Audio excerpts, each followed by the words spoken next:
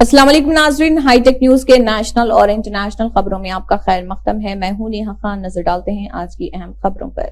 سائنسدانوں نے تاریکی میں روشنی خارج کرنے اور جگنو کے مانند چمکنے والے پودے تخلیق کرنے میں کامیابی حاصل کر لی ہے۔ سائنس ایڈوانسز نامی سائنسی جریدے میں شائع ہونے والی تحقیق کے مطابق محققین ایک نئی تکنیک استعمال کرتے ہوئے تاریکی میں روشن ہونے والے پودے کی تخلیق میں کامیاب ہوئے ہیں۔ قبل ازیں ان پودوں کی تخلیق کے لیے فنجائی سے 5 مختلف قسم کے جینز حاصل کر کے مطلوبہ پودے میں داخل کیے جاتے تھے، تاہم نئی تکنیک کے ذریعے ماہرین نے ایک ہی جین کی مدد سے تاریکی میں LED لائٹس کی طرح روشن ہونے والا پودا تیار کر لیا۔ اہم بات یہ ہے کہ نئی تکنیک سے تیار کیا گیا پٹونیا پلانٹ گل ایتھلس تاریکی ہونے پر ماضی میں تیار کیے گئے اس نوع کے پودوں سے 100 گنا زیادہ روشن دکھائی دیتا ہے۔ اسی وجہ سے تجارتی بنیادوں پر اس پودے کی مانگ میں برق رفتاری سے اضافہ ہوا ہے۔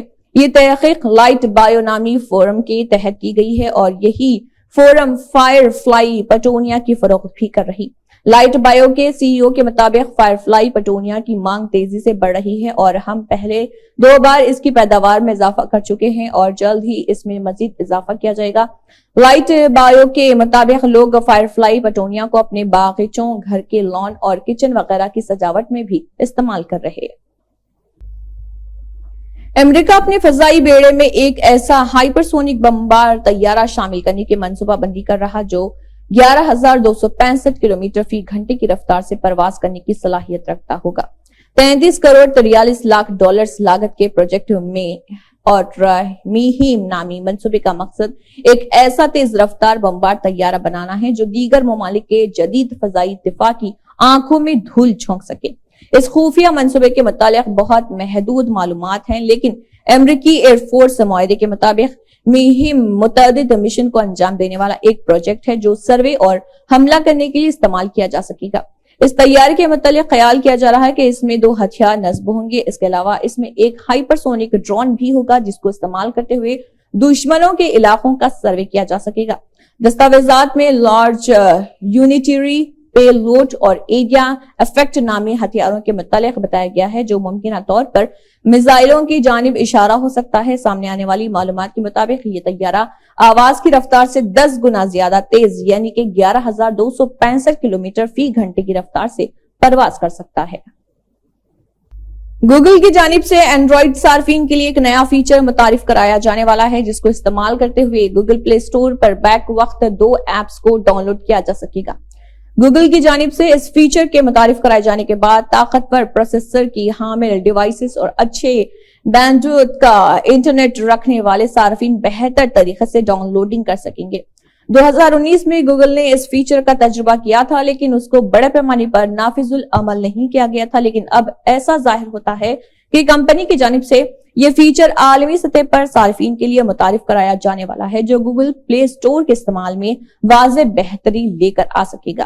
اس سے قبل گوگل پلے اسٹور سے ایپلیکیشنز ایک ساتھ ڈاؤن لوڈ ہونے کے بجائے ایک کے بعد ایک ڈاؤن لوڈ ہوتی تھیں، لیکن نئے فیچر کے بعد صارفین ایک ساتھ 2 ایپس کو ایک ساتھ ڈاؤن لوڈنگ پر لگا سکیں گے جو فون کی بہتر پروسیسنگ پاور انٹرنیٹ سپیڈ کو استعمال کرتے ہوئے اس کو ممکن بنائے گا۔ گوگل کی جانب سے یہ کیا جانے والا یہ اقدام صارفین کے تجربے کو مزید بہتر کرنے میں مدد دے گا۔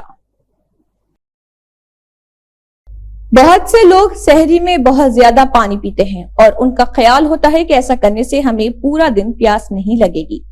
طبی ماہرین کے مطابق سحری میں اس خیال سے زیادہ پانی پینا کہ پورا دن پیاس نہیں لگے گی بہت بڑی غلط فہمی ہے، کیونکہ جب ہمارے جسم میں ذرا سی بھی پانی کی مقدار بڑھتی ہے تو جسم اس کو پیشاب بنا کر فوراً خارج کر دیتا ہے۔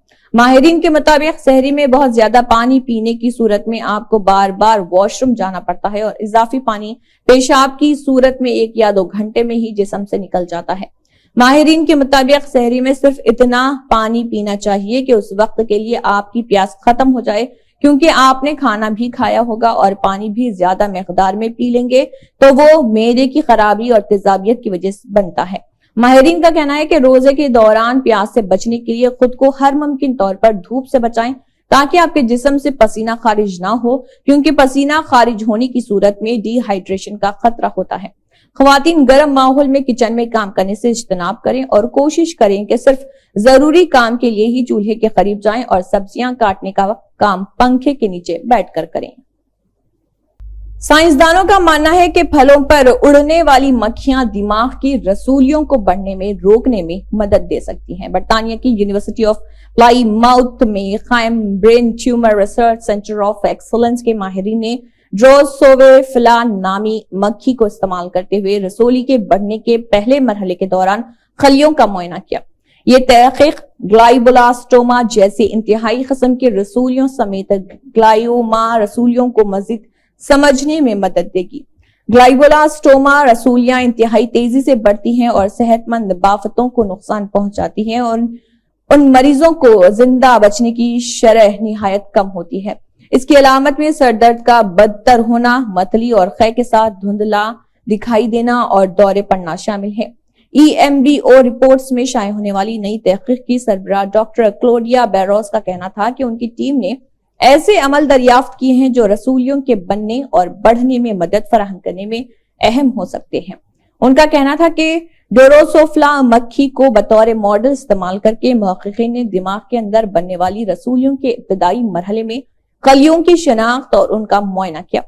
انہوں نے بتایا کہ صحت مند خلیوں کے مقابلے میں ان خلیوں کے استحالہ اور پروٹین کے توازن میں بہت زیادہ فرق ہوتے ہیں۔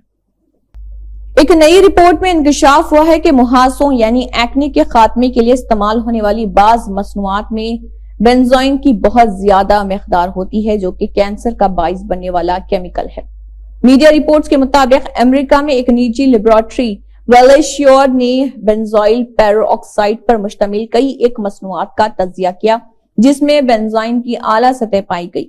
بینزوئن کینسر پیدا کرنے والا کارسینوجن ہے جو لیوکیمیا اور خون کے دیگر امراض سے منسلک ہے۔ یہ عام طور پر اشیاء کو گلانے کے طور پر استعمال ہوتا ہے جو کہ سگریٹ کے دھوئیں، پیٹرول، گوند، صفائی ستھرائی کی مصنوعات اور پینٹ اکھاڑنے والے کیمیکل میں پایا جاتا ہے۔ لیبارٹری نے نسخوں پر یا براہ راست درخواست پر ملنے والی بینزوئل پیرو آکسائڈ مصنوعات کا مطالعہ کیا اور پایا کہ وہ بنیادی طور پر غیر مستحکم ہیں اور زیادہ درجہ حرارت پر استعمال کرنے یا ذخیرہ کرنے پر ان میں سے بینزوئن کی خطرناک حد تک مقدار خارج ہوتی ہے۔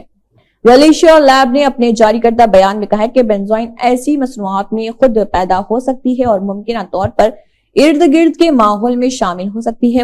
لیب نے 175 مصنوعات کے تجزیہ کیا جن میں سے 99 میں بینزوئل پیرو آکسائڈ تھا جبکہ 94 مصنوعات میں بینزوئن کا مادہ موجود تھا۔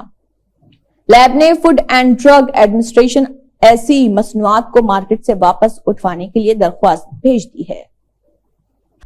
اسی کے ساتھ ہائی ٹیک نیوز کے نیشنل اور انٹرنیشنل خبریں اختتام کو پہنچتی ہیں۔ اللہ حافظ۔